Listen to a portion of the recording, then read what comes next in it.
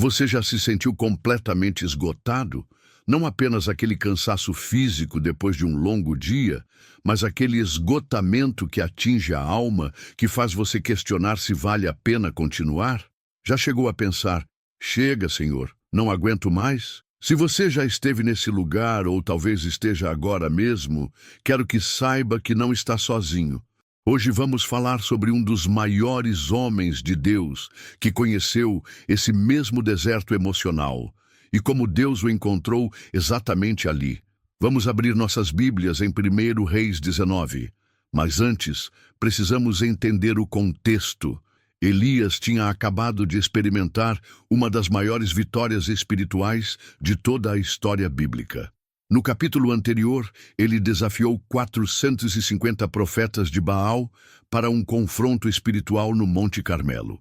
Diante de todo o povo de Israel, Deus respondeu com fogo do céu, consumindo o sacrifício de Elias, provando que o Senhor é o único Deus verdadeiro. Uma vitória extraordinária. Imagine a adrenalina, a confirmação divina, o povo se prostrando e clamando: o Senhor é Deus, o Senhor é Deus. E então, uma única ameaça da rainha Jezabel e esse mesmo homem de Deus, que havia acabado de desafiar 450 profetas falsos, agora fugia para salvar sua vida. 1 Reis 19, 3, 4 nos diz: Elias ficou com medo e fugiu para salvar a vida. Em Berseba de Judá, deixou o seu servo e entrou no deserto, caminhando um dia. Chegou a um pé de giesta, sentou-se debaixo dele e orou, pedindo a morte. Já tive o bastante, Senhor. Tira a minha vida. Não sou melhor que os meus antepassados. Consegue perceber o contraste? Do topo da montanha para o vale do desespero, da confiança inabalável ao pedido de morte. O que aconteceu com Elias? Muitos estudiosos acreditam que Elias experimentou o que hoje chamaríamos de esgotamento completo, físico, emocional e espiritual. Pense nisso. Ele havia acabado de passar por uma intensa batalha espiritual. Havia jejuado, orado fervorosamente, enfrentado uma multidão hostil, desafiado a autoridade real e experienciado uma poderosa manifestação de Deus. E depois, correu cerca de 25 quilômetros do Monte Carmelo a Jezreel. Seu corpo estava exausto, suas emoções à flor da pele, e quando recebeu a ameaça de Jezabel, simplesmente não tinha mais reservas para enfrentar outro desafio. Quantos de nós já estivemos nesse lugar, servindo a Deus com todas as nossas forças, experimentando vitórias, mas então algo acontece, uma crítica, uma decepção, um problema inesperado, e de repente nos sentimos vazios, sem condições de continuar. O desânimo pode surgir nos momentos mais inesperados, até mesmo depois de grandes conquistas. Agora, observe com atenção como Deus responde ao homem quebrantado no deserto. Não há repreensão, não há cobrança, não há um sermão sobre ter mais fé. O que Deus faz? Primeiro, ele cuida das necessidades físicas de Elias. 1 Reis 19, 5, 6.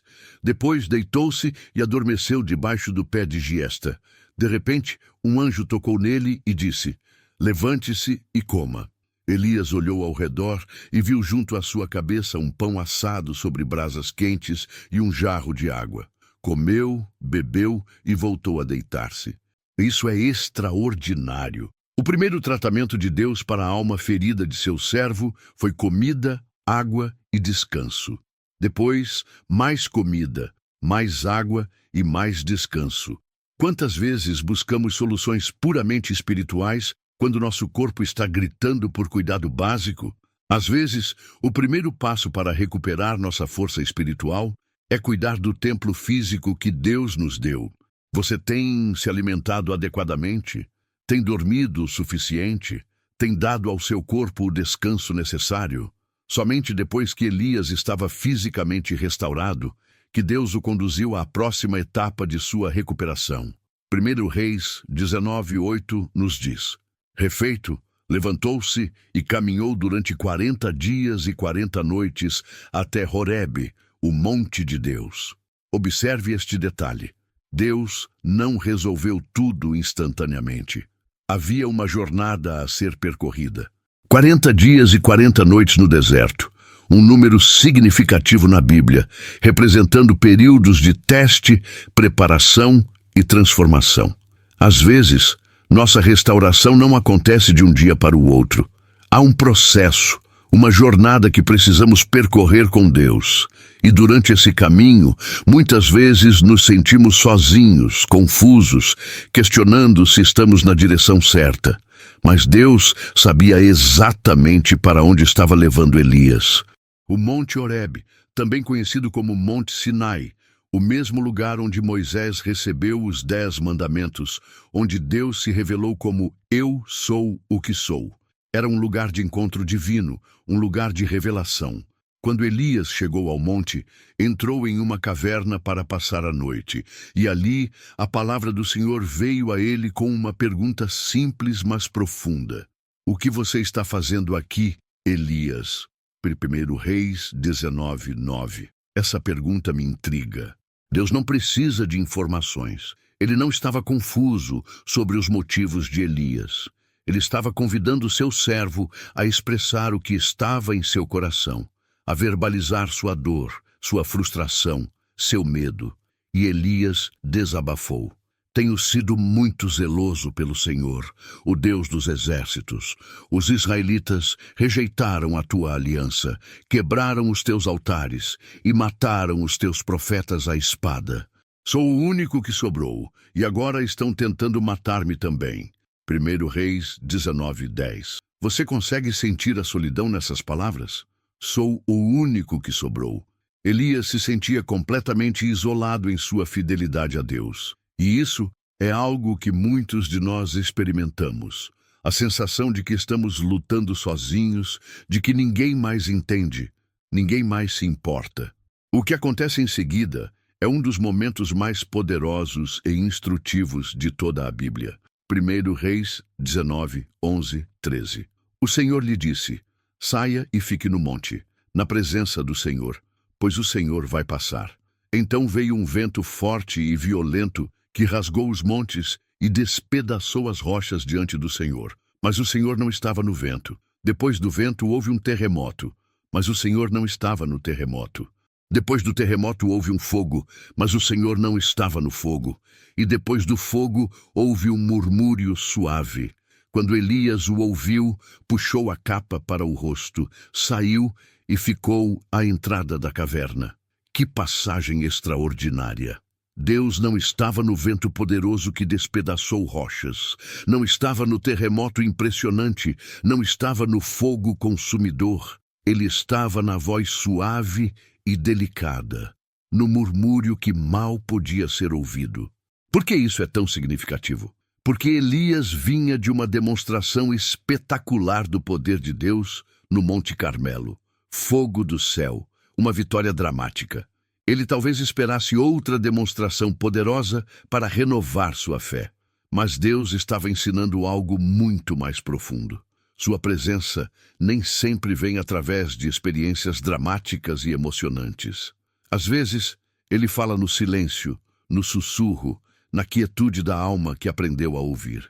E o que Deus diz a seu servo quebrantado? Ele repete a mesma pergunta. O que você está fazendo aqui, Elias?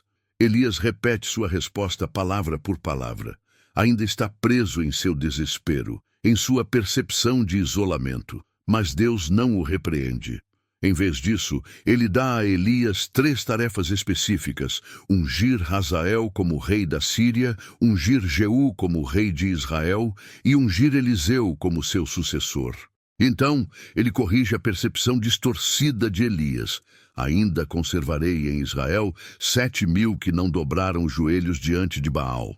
1 Reis 19:18. Essa resposta de Deus contém lições poderosas para todos nós quando nos sentimos esgotados e prontos para desistir. Deus não terminou com você. Mesmo quando você acha que chegou ao fim, Deus ainda tem planos e propósitos para a sua vida. Você não está sozinho. Mesmo quando parece que você é o único lutando pela causa de Deus, há outros fiéis que você talvez não conheça. É hora de investir em outros. Parte da cura de Elias envolveria ungir outros líderes, incluindo seu sucessor. Às vezes, nossa renovação vem quando paramos de focar apenas em nossa própria jornada e começamos a investir na próxima geração. Deus trabalha através de processos, não apenas eventos. A restauração de Elias não foi instantânea. Foi uma jornada que incluiu cuidado físico, uma longa caminhada, um encontro divino e novas direções. O que aconteceu com Elias depois desse encontro? Ele se levantou e seguiu as orientações de Deus. Encontrou Eliseu e o chamou para ser seu discípulo. Continuou seu ministério profético.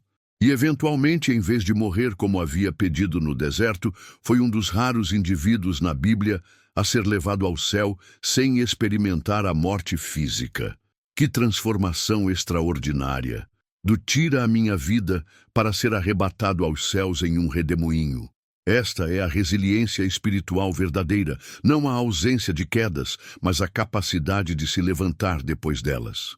Não a imunidade ao desânimo, mas a disposição de permanecer aberto a Deus, mesmo nos momentos mais sombrios.